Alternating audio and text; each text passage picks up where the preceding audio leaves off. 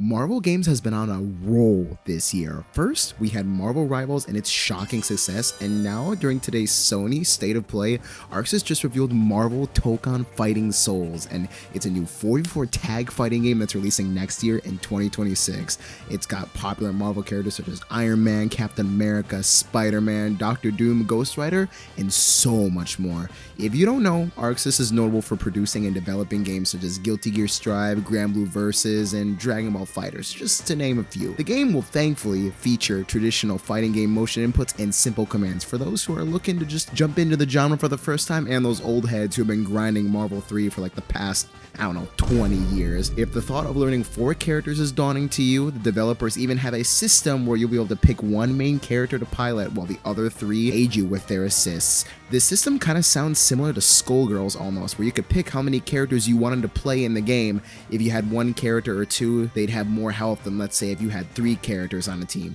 You just didn't have the advantage of those assists, so kind of sounds similar to that. Maybe that's how it'll work in this new Marvel game. Maybe if you pick the option where you have 1 character and the 3 assists, your 1 character will have way more HP, as opposed to someone who has 3 different characters where they all kind of go down somewhat easily, but the solo character is a bit more of a tank, if that makes sense. To point out a couple key things I noticed from the trailer, it looks like anti-airs are leading to some big air combos, and we're gonna have some sort of stage transition system that kind of reminds me of how wall breaks are in Guilty Gear Strive, where you get messed up in the corner too bad, you'll eventually get splatted on the wall and you just get knocked to another area of the stage. So could be an aesthetic thing, though it did have some obvious gameplay advantages and disadvantages if you got wall broken in Strive, but we'll see if that affects the gameplay or if it's purely an aesthetic type of thing. That's just what I've noticed in the trailer for now. This is an exciting announcement for fighting game fans, especially those who grew up playing some of the classic Marvel vs. Capcom games.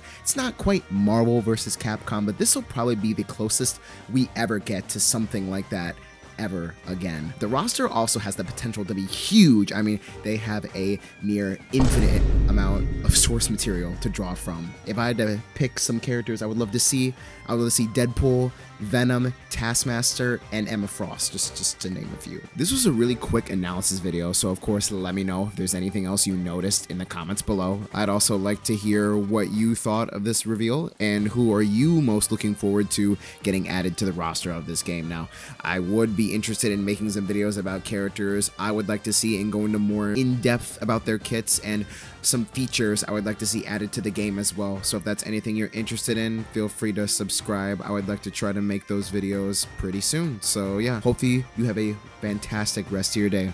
See you later.